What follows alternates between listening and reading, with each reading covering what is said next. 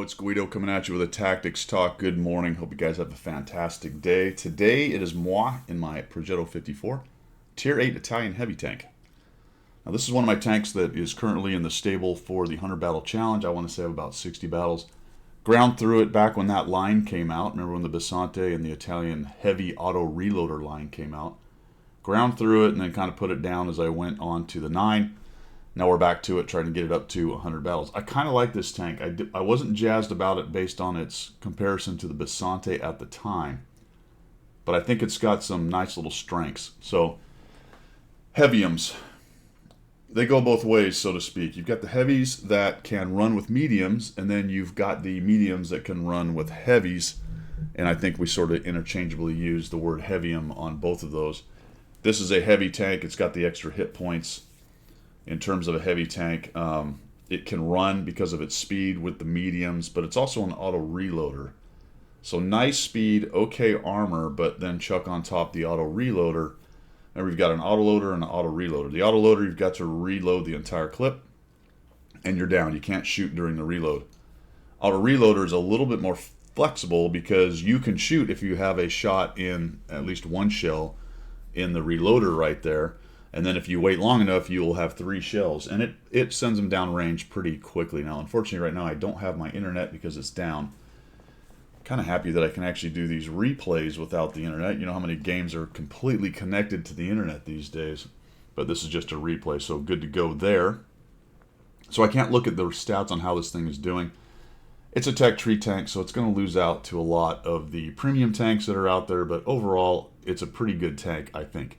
I think its stats are fairly average, but it does have a lot of things that you can leverage. We're going to see that happen in this game. This is a good game, but it's also a really good setup for me. A platoon of 3 good players. We're top tier platoon. There's a bunch of 6s. It's a 3-tier matchmaker, so we got everything going on for us right here. And we just plain have better tanks. We've got a Progetto Kari 103 and a Turtle, and they've got a 34 and 3 Scorpions. Now, Scorpions are in a platoon, but they don't even come over to where we are. And even so, the tanks we take on do a pretty decent job of fighting us. So let's see how this thing goes. And we'll talk a little bit about auto reloading. You can see that I've got a IA vert stab and a turbo on this. Now, because it's an auto reloader, I want to say all, if not most. Is there one that can use a rammer? I feel like maybe there was one weird one out there that can, but 99.9% of them cannot use a rammer. So that means it opens a slot up for you to put something else in there to help with either speed or hardening or with gun handling, and that allows me to put a vert stab, a turbo so I can be even faster, and you can see I'm raging along right around 48 to 50, and an IA to just increase the accuracy right off the bat. So we are here on Pilsendorf, and only the platoon kind of went into this area, so we are going to be a little bit careful here. We do run into the T29, the KV3, and the T34. So some of their beef is over here, but of course we're just beefier, I guess. Although we do have 2 casemate TDs, albeit good ones. The Turtle just recently got a buff, so it's quite good. And the Kari, as everybody knows, is a fantastic casemate anyway, Tier 8 TD. So both of those are going to have a good time in here. Coffee is nice. So I'm sort of waiting for one of these hold down guys to show up, i.e. the T34 or the T29, and neither one of them does. We see that the T29 and T34 are kind of over on the other side. So I'm going to take this opportunity, even though we might be quite outnumbered over here, to zing on in and see if I can cause some issues. Now we find the KV3. All right, so you can see that I've got 3 shells loaded right here, which means I can shoot pretty quickly. Every time you shoot, you decrease your DPM quite a bit. And it's a long wait to get all 3 back, but it gives you some options. So let's see how we handle this right here. Now, I don't want to just drive around and give him a side shot for no reason. That is a common mistake for people with auto loaders or auto reloaders. They'll see this lone KV3 and go, you know what, let me just eat the shot and I'll jump out and I'll put 3 into him. Well, that's all fine and dandy, but he's going to maneuver, he's going to angle, he's going to try to stop you. You may eat the 390 from the KV3 and maybe you get 1 or 2 shots in out of 3. Is that really a great trade? If you're more careful, maybe you can cause him to bounce. Instead of rushing out sideways and go, ooh, I've got the burst, So even if he hits me, I'm going to win this. And there may be times when you want to do that. But early on, maybe not. Also, too, and in addition to, I'm not 100% certain there's not somebody going to show up here. Maybe someone else come through the hole right there. I don't know. So I'm going to actually try to be a little bit more clever than that. And I may still eat a shot. So there we go. Hey, look at that. So I got away with it, right? And this dude shows up. So now I'm super glad I didn't just drive around the corner and eat a bunch of shots. Now, I've shot twice, and here they come. All right, they kind of understand the situation here that the auto reloader has taken 2 shots. He's got 1 more, and then they might have an opportunity to come out and punish me. Fortunately, I'm about to have some buddies here. So I'm going to try to minimize his shots with some angling. And now I got to get out of here, right? Okay, I did eat 1. I got 3 out of it. I need to get out of here. And fortunately, check that out. I think the KB3 was thinking about it. I don't know if he would have actually come around the corner, but the T29 jams the brakes on and backs into the KB3. And now I'm in for a long reload. So I got the best of that trade. I ate 295 and I gave 895. And I was semi-smart about not just raging around the corner and going, ooh, I have so much burst damage, let me just punish this guy. So we'll back out, and now you're in for the long wait. And this is the weakness of the auto reloader. Oh, and then I get a sneaky shot from the JP, although it works out for me. I'm going to, boom, shoot that first shell. All right, so got lucky. I bounced his shot off my gun, not on purpose, obviously. It just, that's where the dispersion decided it was going. I had a shot of opportunity right there, so I took it. I was backed up with Zemke coming in. There's a couple guys back here as well. So instead of going, all right, I'll just let him go, I want to reload all 3 shells, I'm going to take that shot of opportunity because I have some help, and I'm going to back out. The problem is, poor Zemke is in a bit of a sandwich here. He's also out in the open where the T29 hold down and the KB3 can take shots at his lower plate. And the bad news for our team is I have a long time before I'm actually back into this fight. All right, now that I have a shell, I'm going to get in here and try to help and figure out if I can keep Zemke alive here. The JP does not seem too interested in coming around the corner, but as soon as he notices I'm paying attention to these guys, he might. Also, if we zoom out, it'd be really nice if Yoo-Hoo could come in behind him, but unfortunately, he's dealing with a KV2 and a T34. So this looks like we've got a bit of an advantage here, but they've got a nice crossfire, so any of us who are going to go poking are going to take a bit of a punishment here. So I'm thinking, all right, how do we deal with this? Oh, does this guy want to do it? All right, so now the JP is sort of paying attention. Zemke hurts the T29. That's very helpful. I see that this guy's not looking. There we go. And I knew the T29 had shot, and I accept that the JP is probably going to get a shot on me. Okay. Remember that JPs actually reload pretty quickly, and they do hit hard for a tier 7. For their DPM is quite good. So I'm going to come over here with Zemke, trying to figure this thing out. How do we deal with these guys? Zemke just says, you know what, I'm going to go take out the JP. I go with him. Let's double tap this guy. There we go. I'll just keep trucking. I'll go right by, try to minimize, and it looks like maybe the KB... Did he take a shot at me, or did he take a shot at Yoo-Hoo? Hard to tell. Now I'll just zing around, waiting for the reload. I should have 2 shells here. Put 1 in. Oh, I missed. Terrible shot. Put 1 into his back end there. And unfortunately, he kills Zemke. Drive around. Just keep his turret from pointing at me. This is the heavium piece of this tank. Now, KB3 is very slow. A lot of heavies could probably do this, but it's nice when you've got enough agility and speed with your heavy to kind of do these knife fighting things.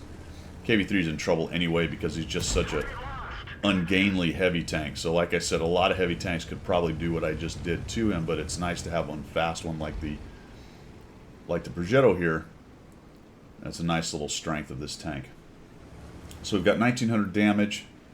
Managing the reloads. Notice I'm down to 7. I am spamming the gold rounds. Absolutely. I am not a gold round zealot. So we're going to come on in here. Try to kill this T-34, who appears to have given up the ghost. He says, screw this game. Mocha feels that there's some kind of intrusion going on. And the game is going okay. It looks like we're up in hit points, but we're 6-5, so I want to be careful. This Jackson's going to come out and take a piece of me, I believe. Yep, there he goes. They hit pretty hard for a little tier 6 tank. You know, they got a 240 gun on that bad boy. That hurts. That was a chunk of hit points. I don't want to get hit and pinned down and permatracked by him and the Tiger 131. Now I'm sort of fighting DPM, and maybe a bit of a mistake right here. Honestly, I probably should have just sat and waited for my 3 shells. The Pollack was engaging him. I don't think he was going to get very far, but got a little greedy and wanted the hit points right meow. 3,000 damage, and just look at the long reload, just takes forever. Okay. I don't know what's going on with this guy. He's maybe a bot or trying to figure out his controls or something. I don't, I don't know. It's helpful, though. It's helpful if the enemy team is bad. All right, so I hadn't noticed it yet, but notice down here on the reload that I am currently reloading only 2 APCR shells, my friends. That's all I've got. So it won't go to APCR and then 1 AP. It will put whatever you've got in there. If you have 1, it'll reload 1. So really you need to go ahead and dab 1 right there and bring up the other shells if you want all 3. And it takes me a little longer to realize this than I would like. In fact, maybe I don't. Maybe I actually shoot them. I don't remember. There we go. I finally realized it. That was a good... Well, that was at least 1 shell reloaded in terms of time. All right, we've got 3 Scorpions and an Achilles. I'm getting a little bit careful right here because I feel like if I poke around this corner and a couple of them are up there. Now the Achilles is not. I know where the 1 Scorpion is. 2 shots and I'm done. But I'm looking at this going, they seem to be...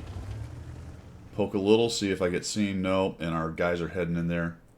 So pretty soon here I'm going to kind of realize this. I'm like, damn the torpedoes, we'll just push on in. And I wish I had much earlier because I'd have done a lot better hit points wise. Here again, the heavy M thing comes in. A speedy heavy is nice to have. I'm cruising along. Accelerating up to about 50. That's very nice right there. Got some big guns on these Scorpions. Quite a long reload, but some of these guys are one-shots, so they're taking these dudes on. Challenger, I believe, has got a pretty nice Hesh round, so he might be eating these guys alive. Only does 280 right there. So I'm going to push in here and try to help out this Challenger. I think I can take one shot. I want to say it's a 490 Alpha on the Scorpion G, so it'd be quite a high roll to kill me. We're just going to auto-aim this guy. We'll slap him once. We get a 311. We'll just keep coming. I know he's on reload. We'll slap him again. I've got 1 more shell. And honestly, this is a huge mistake right here.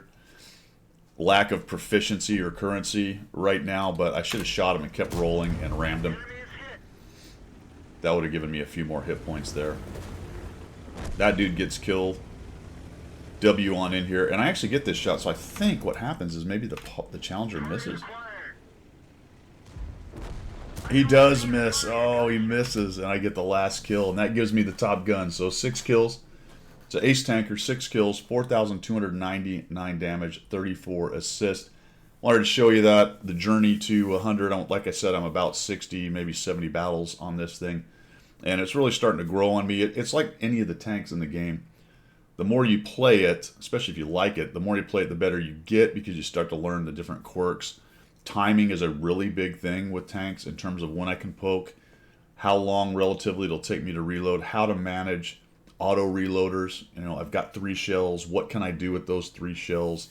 One thing I didn't talk about that I wanted to, there's a lot of situations, there's a lot of interesting situations you can get with an auto reloader. So, for example, when I was fighting the T-29 and the T-34 in there, they did push me, but say there was only 1 guy there, all right? Maybe he shoots, misses, or I know he's on a reload. I pop out, I have 3 shells. I put 2 into him, and then instead of putting the 3rd one, I back out. Because about the time I get out, aim, and put 2 into them, generally they're almost on a reload. Plus I want some time to get backed out into cover. So I hold that shell in order to maybe keep him from pushing me because he knows I have that shell. Now if he pushes me, I'll shoot it. And even if he takes a hit off me, then that trade is fantastic, especially if I penned all 3 shots right there. If he doesn't push me, it's even better potentially because now I'm faster to reload the other 2 shells. Where I get 2 shells in and receive nothing, that's a really good trade. And then reload to 3. So really think about when you're taking your pokes with these auto reloaders and what it is you want to be doing in terms of waiting for the reload. When do you want to take the engagements? When do you want to shoot all the shots? We did discuss the one on the JP where I just took the shot of opportunity, realizing it was going to hurt my DPM right there. We also discussed my error in letting the 2 shells start to reload. I would have had shells earlier. It turns out it didn't matter based on my lack of aggression. But if I really would have pushed in there, it might have if I had a shot. I don't think I would have. I might have actually eaten a shot from the Achilles if he'd have seen me early. But those guys were so far back, I probably would have been up in their face much faster. Of course, I also, if I'd have got there earlier, if we extrapolate this out, I may have got the attention of all 3 Scorpions and potentially died in there as well, as opposed to the couple shots they took on some of the near deads that engaged them first and allowed us to come in from behind. So there's a lot of iterations of that one right there. So I wanted to show you that game right there, guys. Progetto 54, Tier 8 Italian auto-reloading heavy tank, more of a heavy-in. It can do some heavy stuff. Obviously, you can brawl with the heavies, but it also has some capability with the mediums, early game, to going to medium spots, but really mid to late game, anything with speed and armor and an auto-loader or auto-reloader is absolutely deadly later in the game when you're talking about shutting down near-deads. The option here to put all 3 shells into a guy with 800 hit points, 900 hit points, and take him out of the game is absolutely fantastic. It's a 320 average damage, so you're talking a guy with 1,000 hit points. It's not out of the realm of possibility for this thing to shut down a heavy tank who's taken a couple hits and has 1,000 hit points left at Tier 8. 800, 600, absolutely able to shut down those kinds of tanks. Really, really great capability if you're careful with it. Also can be a liability if you're not careful with it. Get yourself caught out or try to fight a DPM fight with the first shell. Try to avoid that. All right, guys, thanks for coming by. I do appreciate it. Have a great rest of your day. We will see ya.